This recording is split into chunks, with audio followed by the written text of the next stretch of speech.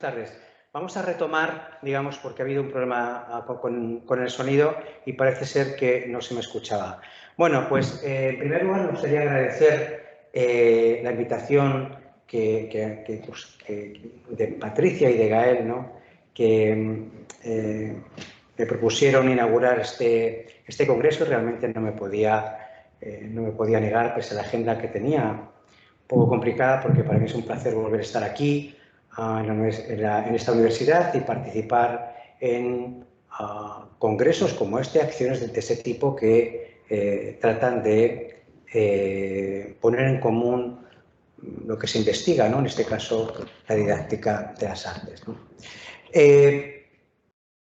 La conferencia tiene dos partes. Una primera parte donde vamos a partir de unos conceptos, un concepto muy básico de la sociología, para que me permitan plantear las diferencias entre la innovación en el arte, la innovación en la tecnología, la innovación en la ciencia, y una segunda parte, la que nos vamos a centrar en la didáctica de las artes, y vamos a plantear un marco de análisis que nos permite, digamos, distinguir el grano de la paja e intentar construir algo que pueda ser de interés, ¿vale? Dicho esto, comenzamos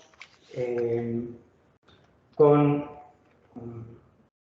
el concepto, ¿no?, de los campos, ¿no?, de los campos de interacción humana. Los sociólogos, cojo aquí dos ejemplos. El primer ejemplo de Max Weber, un sociólogo que murió en el siglo XX a principios, y Pierre Bourdieu, que murió en el siglo XXI, que prácticamente analizan los campos de actividad, ¿no?, y diferencian unas culturas que se van formando fruto del proceso de racionalización de las sociedades europeas.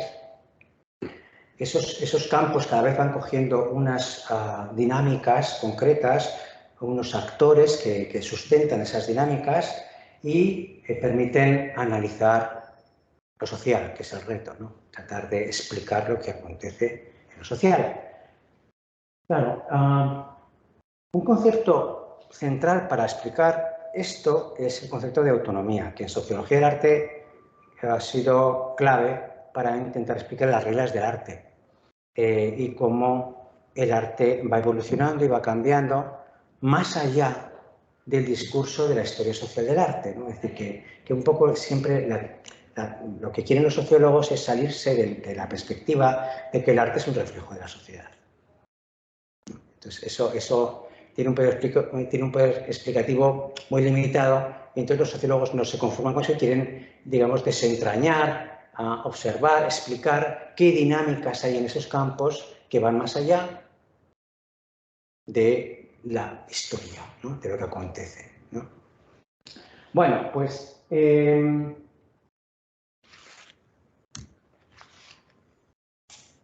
esto se ha venido explicando durante más o menos muchos años, no sé si un siglo, pero muchos años, pero ahora vemos en el siglo XXI que estos campos autónomos ya dejan de serlo tanto, porque cada vez están más permeados y a través de nuevos discursos del presente, yo los llamaría, o los mundos, digamos, comunes, que los llaman Boltanski, que son, digamos, discursos que penetran todos los campos, ¿no? Estos discursos, como aquí algunos, ¿no?, son la creatividad, ¿no?, muchos de ellos, claro, generados por el capitalismo del conocimiento, ¿no? Claro, el discurso de la creatividad, pensad que la creatividad, por ejemplo, es un término que no le interesa a los filósofos en la historia de la filosofía prácticamente, que a los psicólogos empiezan a hablar de ello ya muy en el siglo XX. Es decir, la creatividad, que ahora lo tenemos hasta en la sopa, realmente es un término que, hasta que el capitalismo no lo coge por la mano, no era importante, ni a nivel académico ni en la vida cotidiana. No era importante, ahora sí. El impacto en culturas, por ejemplo, las anglosajonas, desde luego, hay una cultura de impacto en la ciencia, en la universidad, en las artes, muy evidente en la cultura, en el ámbito geográfico anglosajón. Lo open, el movimiento abierto que transforma, vamos a ver la ciencia y la tecnología, no tanto el arte. El discurso de la innovación, que es el de este congreso, que es lo mismo, muy parecido al de la creatividad, muy ligado. Es decir, las sociedades que innovan son aquellas sociedades que son más resilientes, son aquellas sociedades que son territorios que pueden sobrevivir más a la globalización. Si no innovas, pues tienes problemas, ¿no? Las ciudades, las regiones, ¿no? Las ciudades creativas, las regiones creativas. Esto lo hemos estudiado, ¿no? También hace ya unos cuantos años. Y luego, pues lógicamente, la sostenibilidad. Por la cuestión ecológica, evidentemente. Como decía, claro, no, es imposible coger todos. Voy a coger uno o dos, ¿no? Creo que es dos. Uno que es el movimiento open, lo abierto. Como es un movimiento no institucionalizado que surge en la tecnología en los años 80 y que lo entiende como un bien común, el software de desarrollo libre, y ahí aparece por primera vez en los años 80 el tema de lo abierto, ¿no?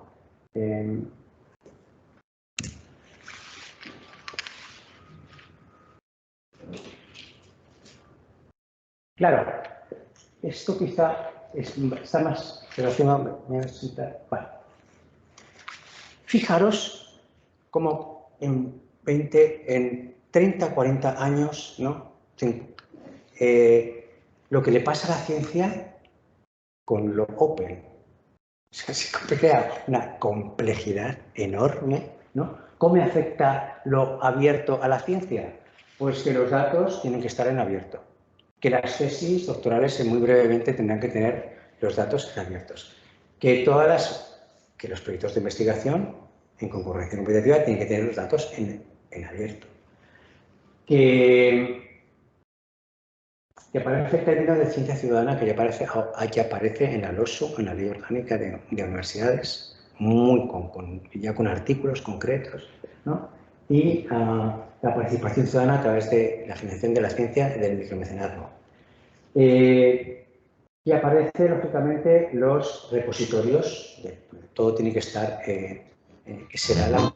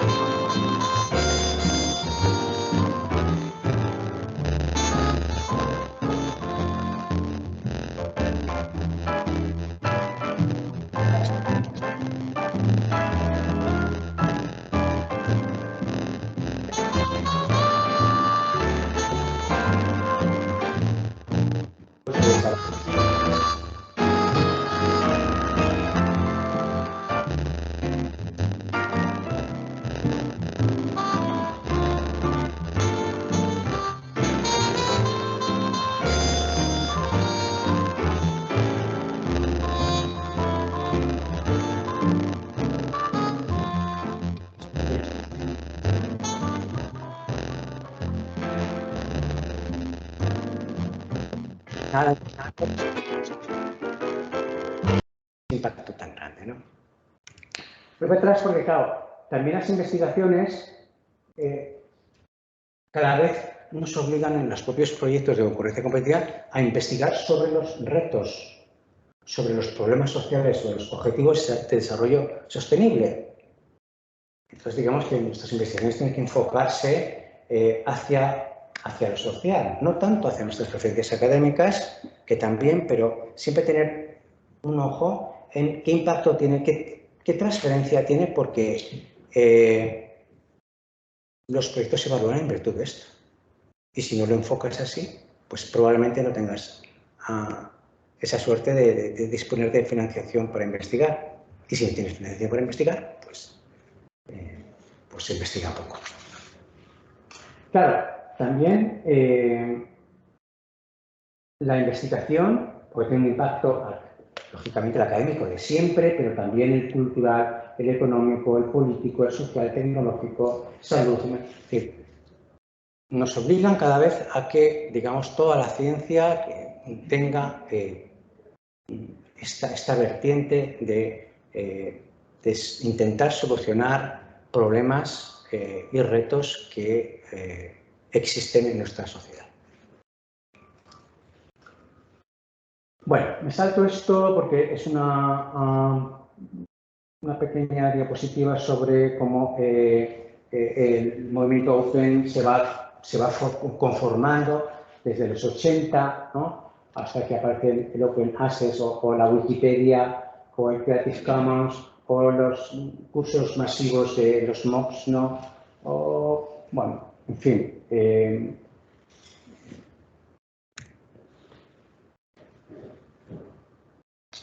Y ese también es un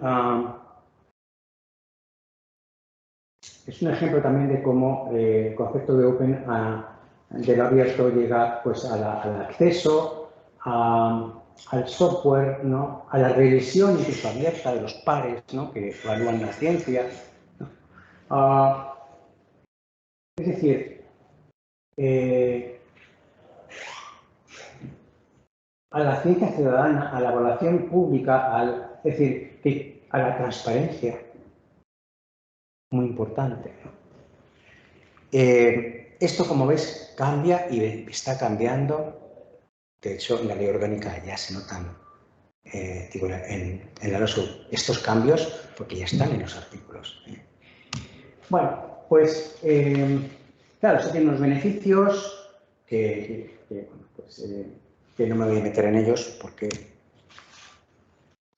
Y también, lógicamente, llega al tema de los recursos educativos, ¿no? Es decir, que también ha habido llega el movimiento Open hasta el conocimiento y hasta la enseñanza, digamos, libre, abierta, ¿no?, que muchas universidades, centros de investigación la tienen en oferta, ¿no?, en los cursos.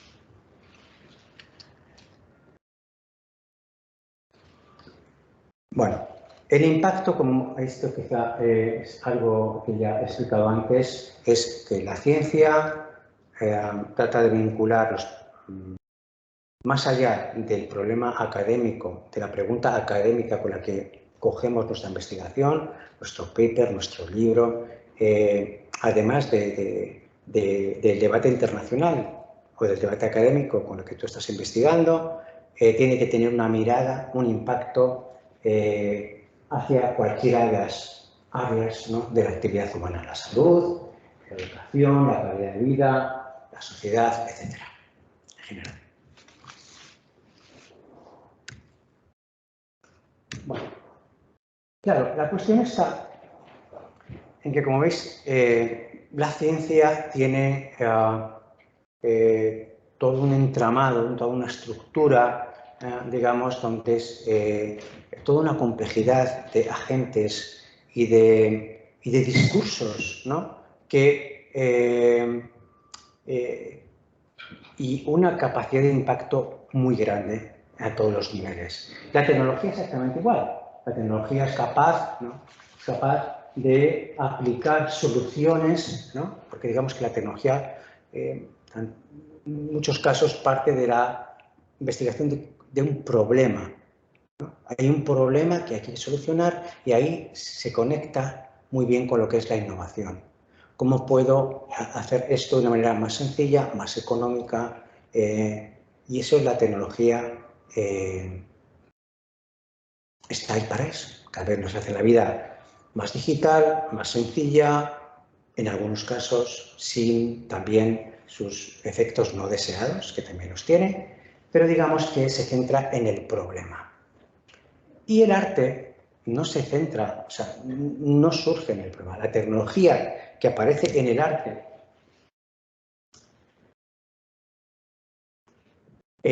aparece como un instrumento que permite comunicar lo que el artista quiere, aparece como un instrumento, pero no como la solución a un problema. Es la gran diferencia. Recientemente salió, había un libro blanco sobre la arte, ciencia y tecnología en 2006 de la FECIT, y hace una semana, 2 semanas, salió un informe más actualizado que leí pues, muy rápidamente para poder dar cuenta de él. Y realmente, claro, es un libro coral, ¿no?, donde hay muchos autores, ¿no?, y presenta las relaciones, ¿no?, yo diría que nominales, entre la ciencia, el arte y la tecnología. Claro, está disponible, os podéis descargar de ello. Aparecen una serie de centros, laboratorios, programas, ¿no?, donde dan cuenta de lo que hacen, ¿no?, estos centros, donde se hace arte en función con un fuerte componente tecnológico. Pero, sinceramente, me parece que el informe, pues quizá a lo mejor cumple un cometido importante pues para muchísimos actores, para los propios artistas, para las políticas públicas, para ver cómo está, cuál es el estado de esta relación. Pero, claro, desde mi punto de vista, pues le falta mucho, ¿no? Le falta profundidad, le falta análisis, le faltan conceptos que nos permitan ahondar en estos proyectos, en estos programas. Es decir, que bueno, quizás es una tarea que nos compete luego quizá más a los investigadores.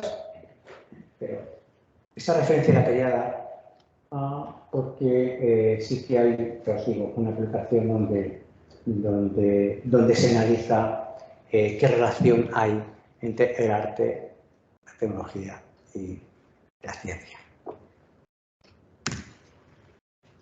Bueno, pues voy a la segunda parte. Digamos que claro, que dentro del arte hemos visto, ¿no?, que hay unos campos autónomos, el campo de la literatura, de las artes plásticas, del teatro, ¿no?, que cada uno tiene sus propias dinámicas, que se han investigado también, ¿no? La tesis de Patricia, por ejemplo, pues es un ejemplo de ello, ¿no? Analizamos con mucho andamiaje y aparataje conceptual de Bourdieu, pues qué es esto de bailarín en España, ¿no?, en fin, y de las características particulares que tenía, ¿no? Claro, dentro la cuestión estaba, y esto me sirve para intentar explicar la didáctica. Pues, no mucho. No mucho.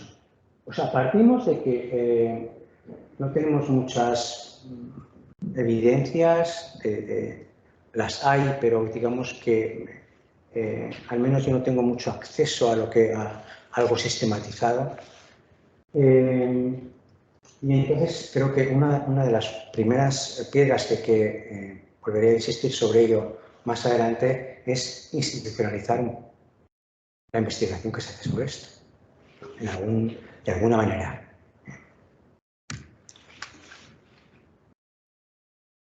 Desde los datos, que es lo más básico, hasta revisiones sistemáticas, que habría que publicarlas, ¿no?, hacerlas, publicarlas, hasta las bases de datos, las mapas de evidencias, bueno, en fin, toda una pirámide que en otros campos como la salud tienen, digamos, bastante completo, en el campo de la educación no tanto, pero bastante más, pero nos podría servir como un horizonte, ¿no?, para ir construyendo un corpus teórico y de datos sobre la didáctica de las artes.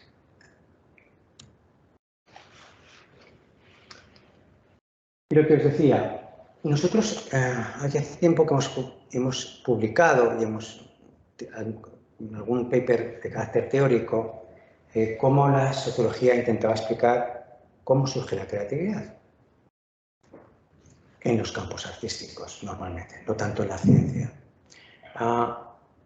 Hemos manejado siempre las teorías de Pierre Bourdieu, que nos parecían las más adecuadas o que la que más tradición tenía en algunos territorios, como en Francia.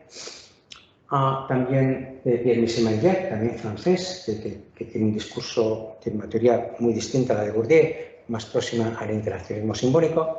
Y finalmente también hablamos de la teoría de un norteamericano, de Randall Collins, que es la que voy a incidir un poquito más, porque creo que es la que mejor nos vale para intentar explicar la innovación en la didáctica de las artes.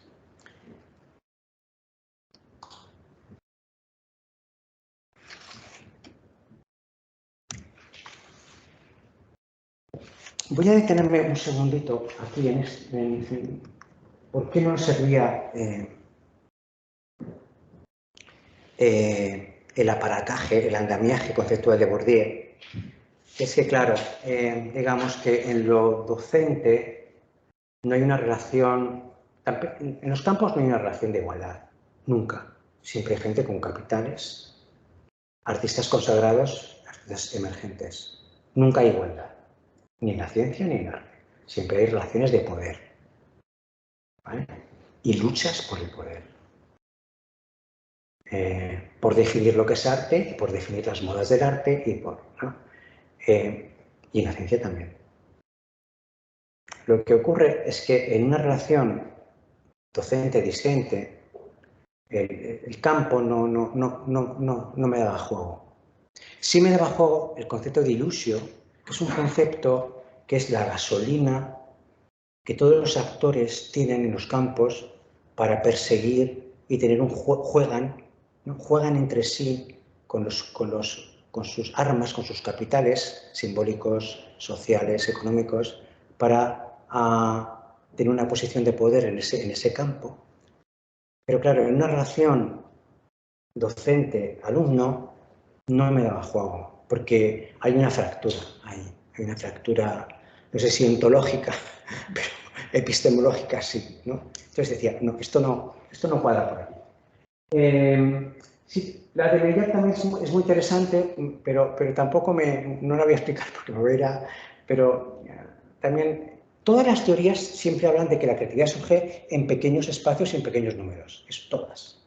Siempre será la creatividad con C mayúscula, no con C minúscula. Todos somos creativos, ¿vale? Con C minúscula, pero la creatividad con C mayúscula siempre se produce con pequeños actores, en grupos muy pequeños y con una cierta interacción física.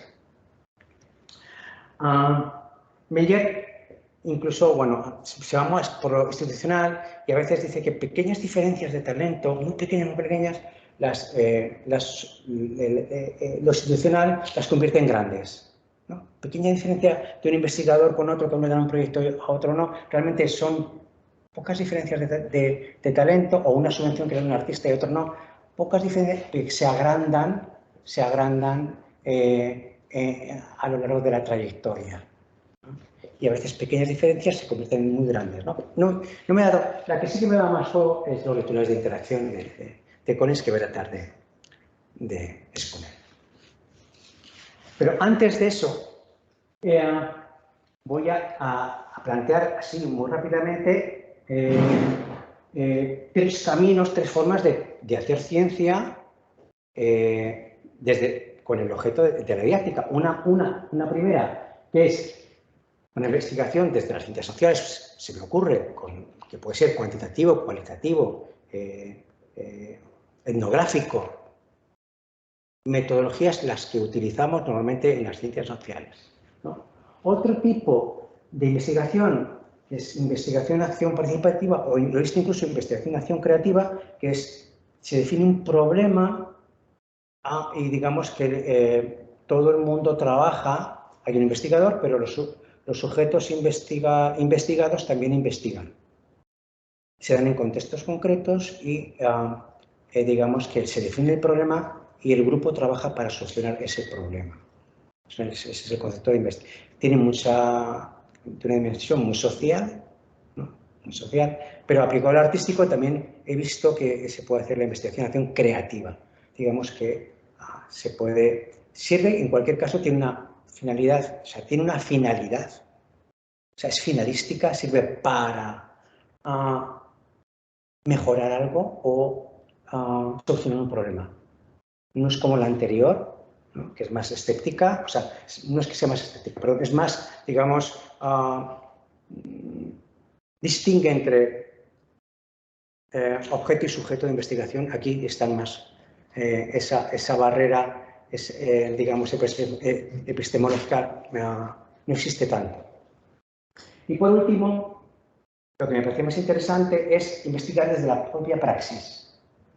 Y para eso me venía muy bien la teoría de Collins, que voy a tratar de intentar explicar. No sé hasta qué punto podré.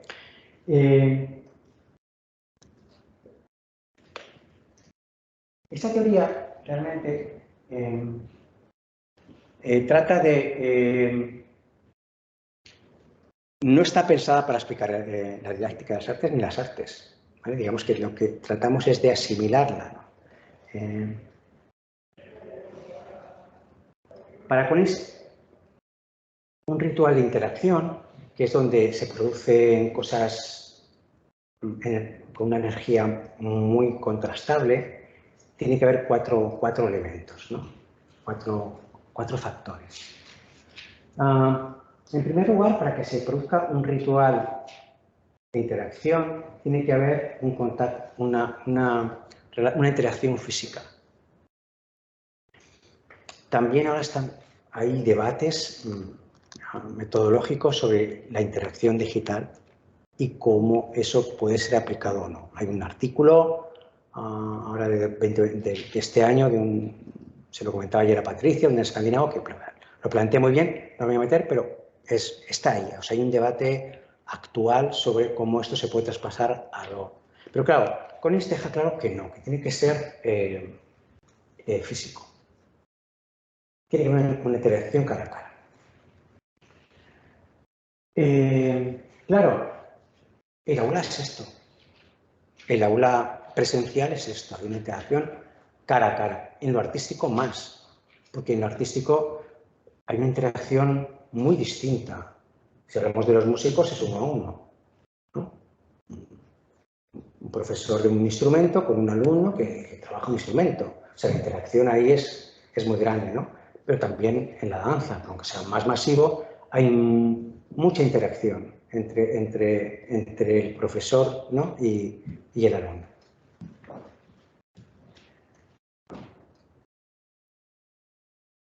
Un segundo factor que postula Collins para analizar y definir los rituales de interacción es la energía emocional. Esta energía emocional puede ser positiva e increciendo o negativa y con malos resultados, ¿no? Pero claro, para que se dé la creatividad, tiene que haber una sensación compartida de excitación, de pasión, de entusiasmo, y eso lo da la ilusión, del concepto que rescato de Bourdieu. Es decir, todos los que quieren ser artistas profesionales tienen esa voluntad de entrar en las reglas del juego para poder ser profesional. Y entonces ahí, desde luego, eso no se consigue en el arte, no se consigue sin excitación, sin entusiasmo, sin pasión, porque es imposible bailar, actuar o pintar sin eso. Entonces, ese es un segundo ingrediente que también explica muy bien la experiencia genuina del aprendizaje artístico, la emoción. Bueno, un tercer ingrediente de los rituales de interacción es la comunicación simbólica. Si tiene que dar una comunicación simbólica, pensar en la religión, pero vamos a meternos en el aula de arte. hay una comunicación, sobre todo en lo artístico, que muchas veces es no verbal, que se da entre el maestro y los docentes, ¿no? y los alumnos. Y hay un lenguaje también que en muchos casos no es inteligible para los que no están socializados con el arte. Si alguien se mete en una clase de danza clásica y ve al maestro hacer así y así y así, realmente no sabe que realmente esto es el pie, ¿no? Que, en fin, que habla un francés que no se entiende muy bien qué quiere decir, no entiende nada. No entiende nada, pero y da una orden y la repiten y no. Es muy raro que alguien pregunte, ¿puedes repetir? No, todo el mundo lo entiende. Luego lo ejecuta mejor o peor, pero todo el mundo lo entiende. Eso para los no iniciados no entiendes nada. Digo porque yo lo he hecho así. Yo me metí en las clases de danza clase sin saber nada, como un antropólogo que iba ahí a ver qué hacían esta tribu, ¿no? ¿no? Y veía, claro, pues es esto, ¿no? Luego con el tiempo vas entendiendo, ¿no? Por supuesto, también la música está escrita. Si la música está escrita, pues si no la sabes leer, pues tampoco te enteras de nada. Y en el flamenco, pues lo mismo, ¿no? O cuando un coreógrafo pide cosas que ya en los ensayos, ¿no? Que yo también he hecho observación participante sobre esto, pues él quiere un detalle que es muy difícil de explicar verbalmente y eso, esa comunicación, digamos, existe. Y ese lenguaje es sagrado, es decir, que nadie pone en duda ahora que es un plie o que es un dégagé o que es un porte. Nadie, o sea, eso se sabe. Si lo sabes bien, si no lo sabes, pues no, eso no. Ese lenguaje no es objeto de debate. Eso está así, es así. Y un cuarto y último elemento también es un orden moral, ¿no? Hay unos valores, hay unas normas, hay unas expectativas en las interacciones de respeto, de interacción entre unos y otros, de lo que está permitido, de lo que no está permitido. No hace falta que esté escrito, ¿no? En los procesos de creación también, pero también en la propia docencia. Pues claro, creo que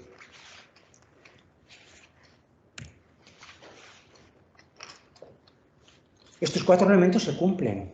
O sea, nos puede servir, o sea, podemos empezar estaría muy bien que adecuáramos y, claro, convirtiéramos en variables y en datos esto que estoy diciendo, ¿vale? Que eso es también difícil. Pero el marco te puede permitir, este marco teórico te puede permitir un poder explicativo, que es lo que te da la teoría, porque una de las cosas que peor veo siempre es cuando se trata de investigar sin teoría.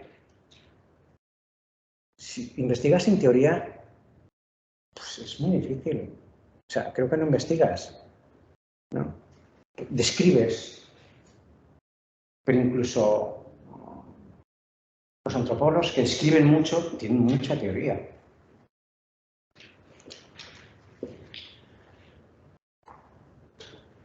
Esta misma mañana, dándole vueltas todavía a esto, encontré un paper y he traducido, lo he tomado directamente de unos americanos de California que no conocía, ¿no? Que tenía unas premisas, bueno, es un paper sobre teorías de interacción de Collins, ¿no? Y me pareció muy interesante la homología entre, claro, la energía emocional que se genera en estos rituales y eso cómo se traduce en el pensamiento, ¿no? Claro, en el pensamiento y eso cómo nos permite luego plantear preguntas de investigación que surgen de estos rituales de interacción, de esta relación que se da en el aula. ¿Vale? Entonces estos dos profesores norteamericanos hacen como una homología, hacen varias, pero yo he cogido esta, ¿no? De cómo hay una homología, hay una, digamos, una relación entre la energía emocional y el pensamiento, ¿no? Son 5, ¿no? Muchas de ellas articuladas y redactadas de la misma manera. Cuanto más tal, más tal. Cuanto más tal, ¿no? La primera es, la segunda dice, el pensamiento, cuanto mayor es la energía emocional que se produce en una interacción didáctica, más probable es que esa interacción sea fuente de un pensamiento futuro. Cuanto la energía, ¿no?, que se da ahí, cuando te cargas de energía, sí, esos agradecimientos. Cuanto mayor sea la energía emocional, con un símbolo, ten en cuenta que el arte, decía Bourdieu, es una creencia. Incluso la gestión cultural es una creencia. Creemos en el arte. O sea, Bourdieu lo que coge es que se coge la iglesia y, o sea, se coge la fe cristiana y la pasa al arte. Así. Dice, claro, es que los que vemos arte o los que nos asociamos con el arte o los que han sido artistas y no dejan de serlo nunca, aunque no practiquen, el arte es una fe. Creen en esa forma. Viven para ella. Mucho más que la religión. Es una forma de creencia. Bueno, digo que cuanto mayor es la energía que se da en cuanto a un símbolo, que les voy a contar que los profesionales se autoexplotan para llegar a intentar, ¿no? ¿Cuántos bailarines, cuántos actores se autoexplotan y tienen un sueldo bajísimo, pero que quieren seguir trabajando de ello, ¿no? Pues esa es la ilusión, esa es la dimensión económica de la ilusión. Porque tú dirías, no, yo me voy a trabajar de camarero, pero ¿por qué no? ¿Por qué no abandonan? Porque tienen la ilusión, porque quieren seguir ahí, ¿no? Como los futbolistas de cuarta división, quieren seguir. No pueden ser de primera, pero ellos siguen. Cuanto mayor es la energía emocional derivada de la interacción, y diría la interacción en el aula, más probable es que esa interacción repercuta e inspire pensamientos futuros. La emoción genera pensamientos. La emoción, la energía, la fuerte energía emocional genera. Y cuanto mayor es esa energía, más reverbera y más potencial tiene para el pensamiento creativo. Lo que nos une, lo que nos llega al principio, ¿no?, que decimos de que esta teoría nos sirve para explicar la creatividad.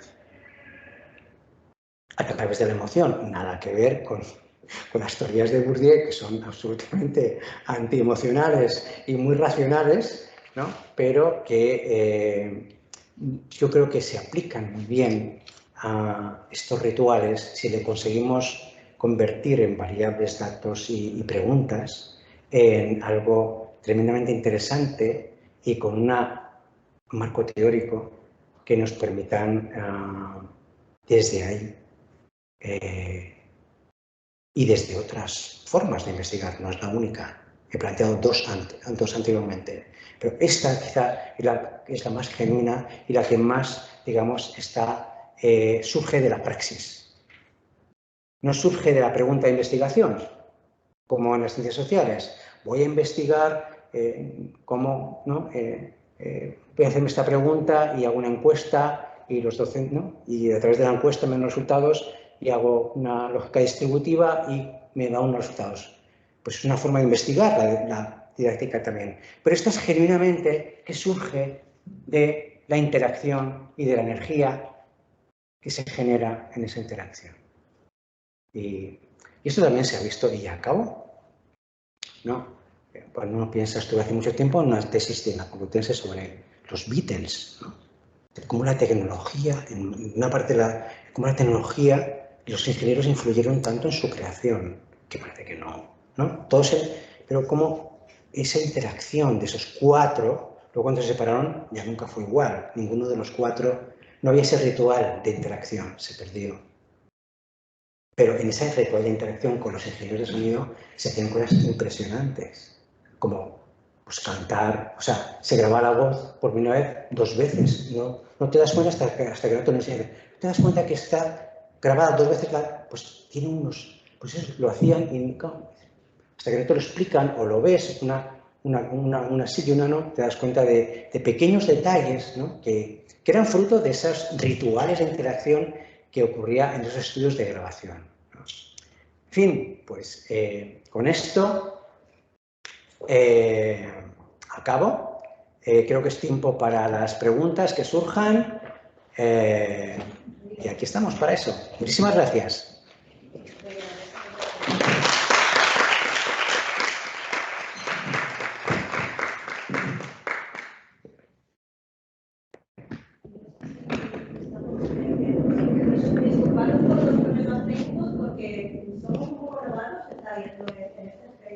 Entonces las preguntas tenían que entrar rápidamente, pero pues un momentito, yo creo que hay también la tiene ahí en el chat.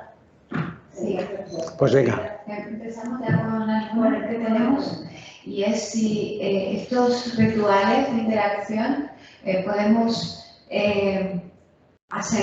pensar en ellos en paralelo en el ámbito de la educación artística democratizadora, ¿no? Por ejemplo, arte en la escuela, igual que en la promoción de élite, o si se diferenciaría. Pues no lo sé, Patricia, no sé exactamente. Quizá yo me centro más porque lo he vinculado más a la creatividad. Como estos rituales que hacen pero no desde luego que en una clase más masiva donde los alumnos no todos están interesados en esto porque es una educación para todos, ¿no? Habrá alumnos que no les interese mucho el arte, es muy difícil que haya una energía tan fuerte, ¿no? Para que esto se dé. Yo creo que esto es más, aplica más para cuando hay una ilusión, cuando un profesional quiere entrar en el campo y quiere recibir unas clases que le da un maestro y ahí, en esa interacción, en esa clase, es donde se produce más esto, ¿no? Yo creo que, pero no diría tajantemente que no. Pero ahí, como ves, yo he recurrido a la ilusión para explicar la energía.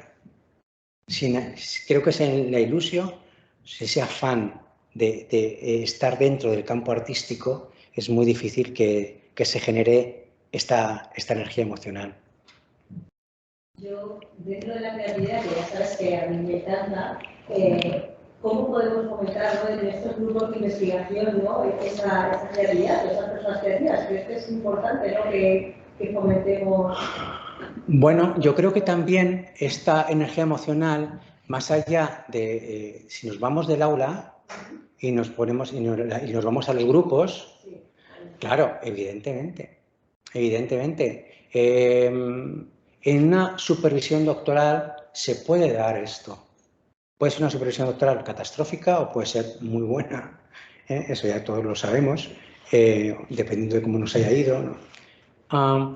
Pero en el grupo, por supuesto, es decir, yo creo que cuando planteamos proyectos o planteamos proyectos de investigación o planteamos especialistas, o sea, monográficos, lo que sea, creo que cuando hay una colaboración, cuando hay un diálogo,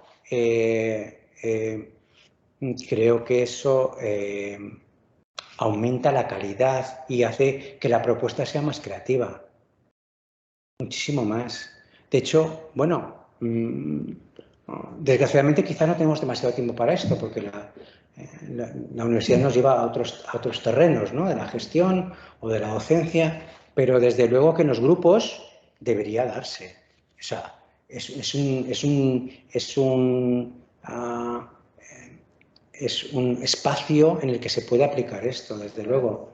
Gracias a lo que decías, de que empieza a surgir, perdona, surge la creatividad a partir también de ese capitalismo, ¿no? Porque al final en el consumo sí se usa mucho la creatividad. Pues claro, quieres vender el producto, nosotros a lo mejor pues no vendemos tanto nuestro producto, ¿no? Pero a lo mejor Cuando has dicho eso me ha venido un poco esa idea de cómo la educación a veces lo estamos intentando con este tipo de congresos de imagen, pero lo dejamos un poco de lado.